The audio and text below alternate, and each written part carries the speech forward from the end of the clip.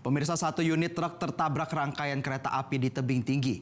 Tidak ada korban jiwa dalam insiden tersebut.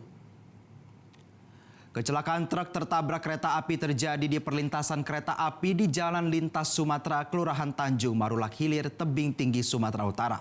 Kepala Satuan Lalu Lintas Polres Tebing Tinggi AKP Agnes Juwita mengatakan kecelakaan bermula saat truk yang mengangkut ampas singkong mogok akibat patah roda.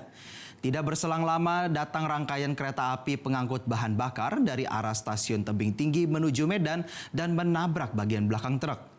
Akibat kecelakaan tersebut, arus lalu lintas sempat tersendat sehingga polisi melakukan pengalihan arus lalu lintas. Usai insiden tersebut, sopir beserta kernet truk melarikan diri dan kini dalam pencarian polisi.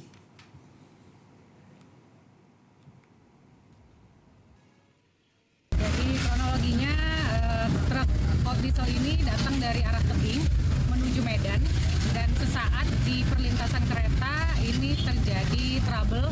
Kemungkinan diduga adanya asnya patah dan sesaat tersendat dan ada kereta dari arah tebing menuju Medan ini mengangkut barang yaitu BBM.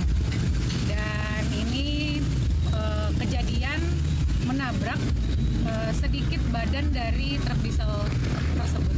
Jelajahi cara baru mendapatkan informasi. Download Metro TV Extend sekarang.